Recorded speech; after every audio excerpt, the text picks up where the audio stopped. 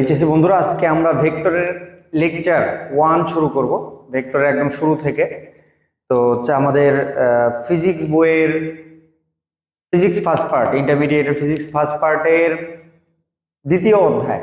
প্রথম অধ্যায়ে আমাদের যেটা আছে সেটাতে আমাদের পড়াশোনা কিছুটা কম, এই জন্য আমরা প্রথম অধ্যায়ের ভিডিও লেকচার পরে দিব। তো আমরা প্রথমে ভেক্টর থেকে শুরু করতে যাচ্ছি। তো ভেক্টরের আমরা শুরুর ক্লাস আজকে নিব। তো ভেক্টর শুরুর আগে সবার আগে আমাদের যেটা জানতে হবে সেটা হচ্ছে কি, রাশি কাকে বলবো। তো ব্যাপারটা খেয়াল করো, রাশির সংজ্ঞা যদি আমরা লিখি তাহলে আমরা এভাবে লিখতে পারবো: ভৌত জগতে যা কিছু পরিমাপ করা যায়, যা কিছু পরিমাপ করা যায় তাকে রাশি বলবো আমরা। তো ভৌত জগৎ বলতে আসলে কি বোঝায়? দেখো, জগৎকে আমরা দুইটা পোর্শনে চাইলে ভাগ করতে পারি। একটা হচ্ছে কল্প জগৎ, আর একটা হচ্ছে ভৌত জগৎ। তো কল্প জগৎ যেটা, সেটাতে আমাদের কল্পনার বিষয়বস্তুগুলো ইনক্লুডেড থাকবে। যেমন হইতে পারে সেটা তোমার হচ্ছে রাগ, অভিমান, যেগুলোকে আমরা ধরতে পারি না, ছুঁতে পারি না, এবং আলটিমেটলি ওগুলোকে পরিমাপও করা যায় না। ঠিক আছে? তো ভৌত জগৎ হচ্ছে আমাদের যে বাস্তব জগৎটা, যেটাতে আমরা দেখতে পাই, যেটাকে আমরা ফিল করতে পারি। যেমন হচ্ছে আমার ভর আমি ফিল করতে পারি, আমার হচ্ছে দৈর্ঘ্য আমি ফিল করতে পারবো, আমি বাস্তবে এটাকে দেখতে পাবো। সেই জিনিসটা হচ্ছে সেই জিনিসগুলো হচ্ছে আমাদের ভৌত জগতের অংশ। বাস্তব জগতের যে অংশটা, সেটা ভৌত জগতের অংশ। তো এই ভৌত জগতে বাস্তব জগতে যা যা জিনিস পরিমাপ করা যাবে, পরিমাপ মানে কি, মাপা যাবে। যে এটার আসলে একটা, ধরো একটা আমি বক্স দেখলাম, বক্স দেখে বললাম বক্সটা আসলে বড়, বললাম কত বড়। তো কত বড় এটা পরিমাপ করার জন্য এর দৈর্ঘ্য জানা প্রয়োজন পড়তে পারে। দৈর্ঘ্যকে পরিমাপ করা যায়, তাহলে দৈর্ঘ্য হচ্ছে আমাদের সেই রাশি। তো এরকম ভাবে ভরও পরিমাপ করা যায়, যেটা অনেক ভারী। ঠিক আছে, যে আমার কষ্ট হচ্ছে তুলতে, কত ভারী, এই কত ভারী এটা বোঝানোর জন্য আমাদের ভর ভর পরিমাপ আমরা করতে পারবো। তাহলে ভরও একটা রাশি হতে পারে। তো ভৌত জগতে রাশি আমরা হচ্ছে মূলত দুই ধরনের বলতে পারবো। একটা হচ্ছে মৌলিক রাশি, আর একটা হচ্ছে লব্ধ রাশি, বা আমরা যেটা আসলে কি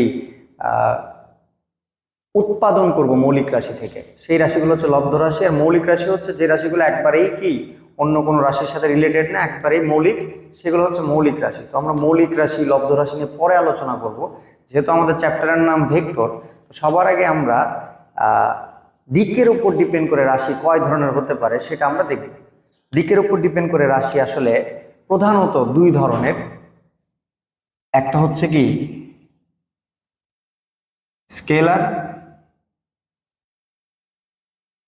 রাশি, আরেকটা হচ্ছে আমাদের ভেক্টর রাশি। তো বিষয় হচ্ছে মূলত দুই প্রকার হলেও আরো কিছু এক্সেপশনাল রাশি আমাদের জানা প্রয়োজন দিকের উপর ডিপেন্ড করে। অ্যাটলিস্ট আরো দুইটা জানা প্রয়োজন। আমরা আজকের ক্লাসে একটা জানাবো, সেটা হচ্ছে টেনসর। আর আরেকটা রাশি আছে, সেটা হচ্ছে স্পিনর। স্পিনর নিয়ে আমরা ক্লাসে, অফলাইন ক্লাসে আলোচনা করব। যদিও প্রয়োজন নাই স্পিনরের, তবে টেনসরের প্রয়োজনীয়তা আছে। অ্যাডমিশনে টেনসর রিলেটেড প্রশ্ন আসতে পারে, যদি মনে করো যে বাই এনি চান্স আসার চান্স আছে, যদিও তোমাদের সিলেবাসের অংশ না টেনসর। তো স্কেলার রাশি, ভেক্টর রাশি, তৃতীয় যে রাশিটা সেটা হচ্ছে কি আমাদের টেনসর রাশি। টেনসর রাশি। স্পিনরটা আমরা লিখলাম না এখানে, হ্যাঁ। তো আরো ভাগ করা যাবে, স্পিনরই কোয়ান্টাম মেকানিক্সের অংশ। এরকম আরো অনেক ভেক্টর আছে যেগুলো কোয়ান্টাম মেকানিক্সের অংশ, আরো রাশি আছে যেগুলো কোয়ান্টাম মেকানিক্সের অংশ। সেগুলো আমরা আলোচনার বিষয়বস্তু আনবো না জটিলতা এড়ানোর জন্য। তো আমরা মূলত এই তিনটা রাশি জানলে আমাদের কভার হয়ে যাবে। তোমরা সব জায়গায় হয়তো বা দুইটা রাশি সম্পর্কে জানবা, টেনসর নিয়ে খুব কম আলোচনা দেখতে পারো। তো টেনসরের আলোচনাটা থাকবে এখানে, তো এটা লাগবে, আমাদের প্রয়োজন আছে। স্কেলার রাশি কাকে বলবো? যে রাশিকে প্রকাশ করতে, যে রাশিকে প্রকাশ করতে শুধুমাত্র মানের প্রয়োজন, তাকে আমরা স্কেলার রাশি বলবো। তাকে স্কেলার রাশি বলবো। শুধু মানের প্রয়োজন। আর ভেক্টর রাশি কাকে বলবো? যে রাশিকে সম্পূর্ণরূপে প্রকাশ করতে, যে রাশিকে প্রকাশ করতে মান ও দিক উভয়ই প্রয়োজন, তাকে ভেক্টর রাশি বলবো।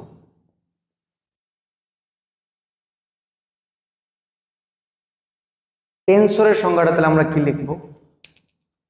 দেখো, আমরা কিন্তু ভেক্টরের সংজ্ঞায় লিখছি যে মান ও দিক আছে, এভাবে লিখিনি সংজ্ঞাটা, যে যে রাশির মান ও দিক আছে তারাই ভেক্টর। আমরা লিখছি যে রাশিকে প্রকাশ করতে মান ও দিক উভয়েরই প্রয়োজন, তারা ভেক্টর। তো সেম ভাবে টেনসর রাশি হচ্ছে আসলে এইখানেই আমরা হচ্ছে কি মোটামুটি টেনসরের কিছুটা ধারণা দিছি। টেনসর হচ্ছে আসলে কিছু কিছু রাশি আছে যারা মান ও দিক দুইটাই আছে। তো মান ও দিক থাকা সত্ত্বেও যারা ভেক্টর নয় তাদেরকে আমরা টেনসর বলতে পারবো। এটা টেনসরের সবচেয়ে সহজ ধারণা। তো প্রকৃত ধারণাটা আরেকটু জটিল, তো আমি তোমাদের একদম সহজ ধারণা দিলাম। টেনসরের সবচেয়ে সহজ ধারণা এটা, যে মান ও দিক থাকা সত্ত্বেও যদি ভেক্টর না হয় তাহলে তারাই সবাই টেনসর হয়ে যাবে এমন না, তবে এটা সবচেয়ে গ্রহণযোগ্য সংজ্ঞার কাছাকাছি। ঠিক আছে, তো এইটা তোমাদের লিখলে ভুল হবে না। তো এইখানে আমি মূলত বলি তোমাদের স্কেলার রাশি, ভেক্টর রাশি এবং টেনসর। মূলত স্কেলার এবং ভেক্টরকেও টেনসরের অন্তর্ভুক্ত করা যায়। টেনসরের র্যাঙ্ক 0 হইলে এটা স্কেলার, র্যাঙ্ক 1 হইলে ভেক্টর, আর র্যাঙ্ক মাল্টিপল হইলে সেটা কি টেনসরের অন্তর্ভুক্ত হবে। তো ভাই র্যাঙ্ক কি জিনিস? তো র্যাঙ্ক কি জিনিস আমাদের জানার প্রয়োজন নাই, তা আমরা এটা নিয়ে আলোচনা করে সময় নষ্ট করব না। তবে আমি বলে দিলাম যে এগুলাকে টেনসর রাশি বলা যাবে, এগুলো টেনসর অন্তর্ভুক্ত বলা যাবে। তবে সেক্ষেত্রে র্যাঙ্ক নামে একটা বিষয় আছে, সেই বিষয়ের ধারণার সাথে কি এটাকে র্যাঙ্ক 0 বলা যাবে, এটাকে র্যাঙ্ক 1 বলা যাবে, এটা কি তার উপরে র্যাঙ্কগুলো। ঠিক আছে, তো অত ডিটেলসে আমাদের এখানে যাওয়ার প্রয়োজন নেই। আমরা মোটামুটি যে যে সংখ্যাগুলো লিখছি সেটা জানলাম। এবার আমরা কিছু উদাহরণ যদি দেখি, ধরো আমরা যদি উদাহরণ দেখি স্কেলার রাশির উদাহরণগুলো, তো কমন উদাহরণ আমরা কিছু দেখতে পারি। যে দৈর্ঘ্য, উদাহরণ এক্সাম্পল যদি দেখি, দৈর্ঘ্য, ভর, তাপমাত্রা, সময়, দ্রুতি, দূরত্ব, এরকম অসংখ্য লেখা যাবে, আমরা দেখবো ধীরে ধীরে দেখবো। তো ভেক্টর রাশি উদাহরণ আমরা কাকে বলবো? ভেক্টর রাশি উদাহরণ হচ্ছে একটা কমন ছন্দ মনে রাখলে অনেকগুলা ভেক্টর রাশি আমরা মনে রাখতে পারবো। ছন্দটা এরকম যে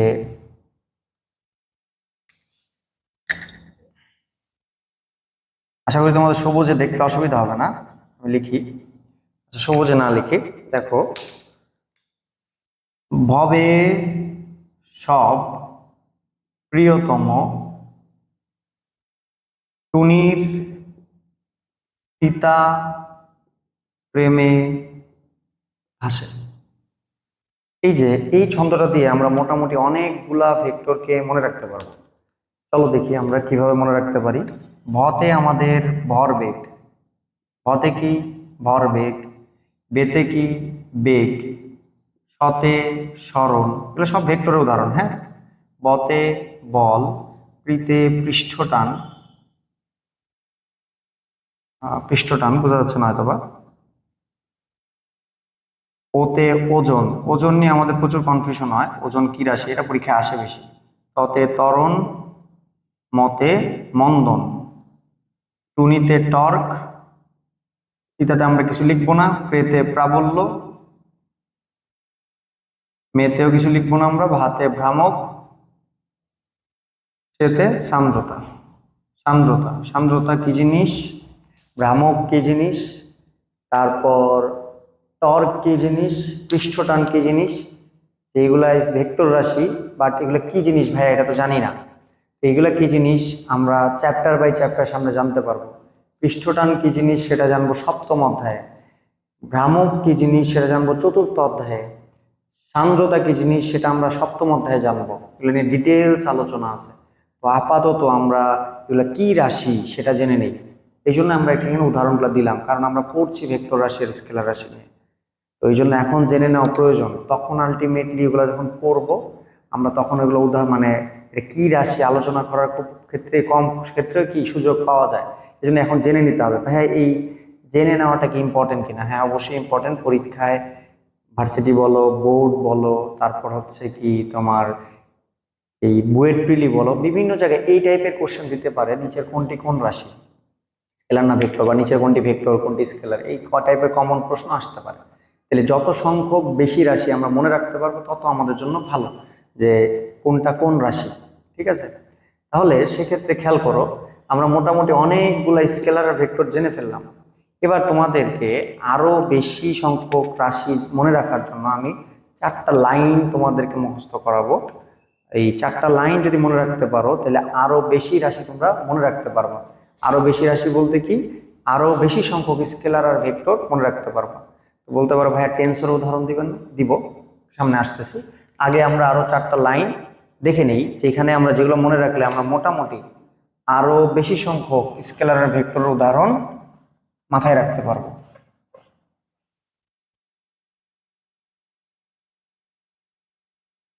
দেখো, আমরা লাইনগুলোকে একটু লিখি। টেন্সর উদাহরণ আমরা পরে লিখছি। তো দেখো, লাইনগুলো হচ্ছে জগতে সকল বিভব, জগতে সকল বিভব স্কেলার রাশি। সকল বিভব কি রাশি? স্কেলার রাশি। তার মানে কোথাও বিভব কথাটা থাকলেই তুমি সেটাকে কি বলবা? স্কেলার রাশি বলবা। যেমন মহাকর্ষীয় বিভব, তড়িৎ বিভব, চৌম্বক বিভব, যে বিভবই বলুক তুমি সেটাকে কি বলবা? স্কেলার রাশি বলবা। এখানে তাহলে তোমার এই লাইনটা মনে রাখতে পারলে 5-6টা এমসিকিউ হয়ে যাবে। ঠিক আছে, আমরা মেইন পড়ার দিকে যাচ্ছি ধীরে ধীরে। এখান থেকে আমরা মোটামুটি কি এমসিকিউ গুলো কিছুটা আগাইনি, মুখস্থ টাইপের পড়াশোনা এখানে আছে। ভেক্টরের প্রকারভেদ আমরা দেখবো, এগুলো মুখস্থ টাইপের পড়াশোনা। আমরা মোটামুটি মনে করো যে ম্যাথমেটিক্যাল টার্মগুলোতে যেতে আমাদের কয়েকটা লেকচার লাগবে। ঠিক আছে, তো আপাতত ধৈর্য ধরে আমরা এই জিনিসগুলোকে একটু জানি, শিখি, এগুলো থেকে আমাদের প্রচুর এমসিকিউ আগায় যাবো আমরা। জগতে সকল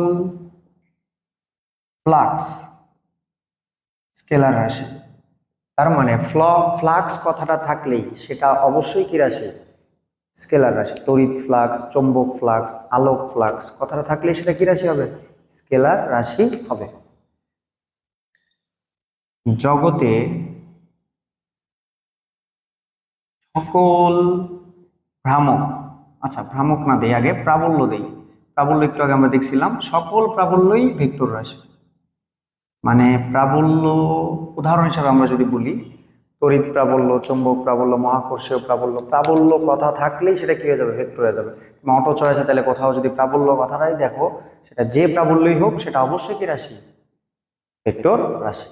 তো আশা করা যায় এখানে তোমাদের মোটামুটি 15-20টা এমসিকিউ হয়ে যাবে এখানে, এভাবে এই লাইনগুলো মনে রাখলে। জগতে সকল ভ্রামক ভেক্টর রাশি। সকল ভ্রামক কি রাশি? ভেক্টর রাশি। তার মানে বলের ভ্রামক, চৌম্বক ভ্রামক, এরকম ভ্রামক কথা থাকলেই সেটা কি? ভেক্টর রাশি। তবে এর একটা ব্যতিক্রম আছে। ব্যতিক্রমটা কি? শুধুমাত্র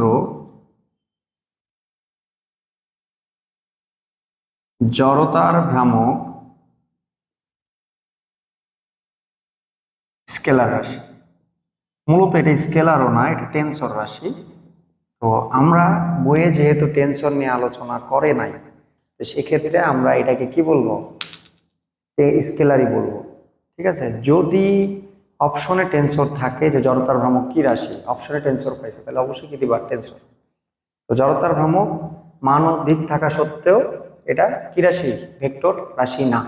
শুধুমাত্র জড়তার ভ্রামকটাই এক্সেপশনাল, ভ্রামকের মধ্যে জড়তার ভ্রামকটা কি রাশি হবে? স্কেলার রাশি। কিন্তু প্রকৃতপক্ষে এরা কিন্তু কি?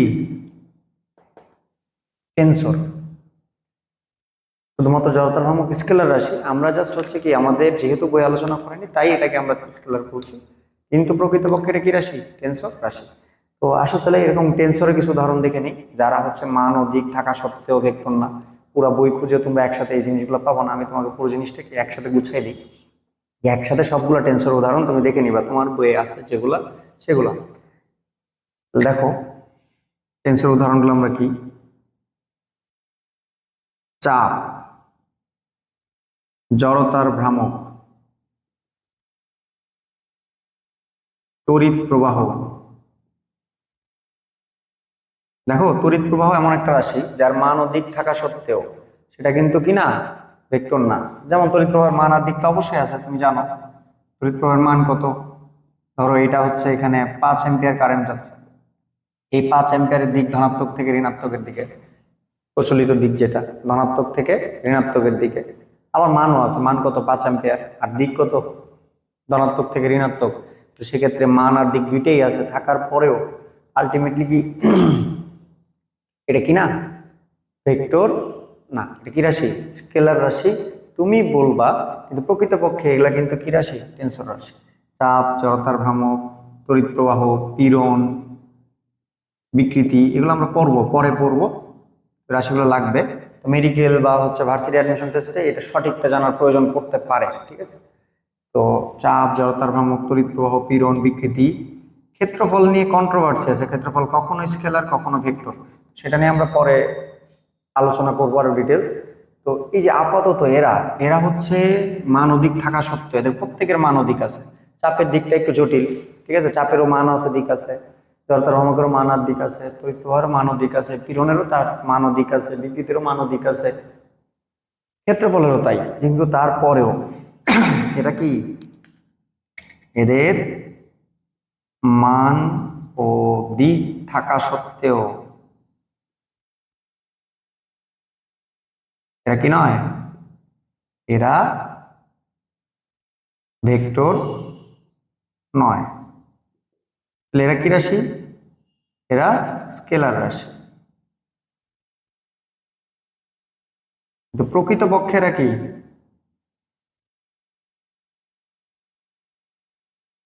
প্রকৃতপক্ষে এরা টেনসর, প্রকৃতপক্ষে এরা কি টেনসর। তাহলে ভাই পরীক্ষায় আসলে কি দিব, ওই যে বললাম অপশনে টেনসর থাকলে দিবা, যদি অপশনে শুধু টেনসর বাদ দিয়ে স্কেলার থাকে তাহলে স্কেলার দিবা, ঠিক আছে। এই হচ্ছে বিষয়। তো আমাদের মোটামুটি আমরা অনেকগুলা ভেক্টর এবং স্কেলার রাশি এবং টেনসর রাশি সম্পর্কে জানলাম, যেগুলোতে আমাদের মোটামুটি অনেকগুলো এমসিকিউ কভার হবে। আমরা আমাদের এই লেকচার 1 এখানেই শেষ করতে চাচ্ছি। লেকচার 2-তে আমরা এরপর থেকে আলোচনা শুরু করবো। আমরা ছোট ছোট ভিডিওর মাধ্যমে ক্লাসগুলো দেওয়ার চেষ্টা করব। কিছু ভিডিও হয়তো বা লেন্দিও করতে পারি আমরা। তো আমরা স্টার্টিং এর ক্লাসগুলো আমরা কিছু ছোট ছোট ভিডিওর মাধ্যমেই দিব। তো আবার আরেকবার দেখা হওয়ার আগ পর্যন্ত সুস্থ থাকো, ভালো থাকো, আল্লাহ হাফেজ।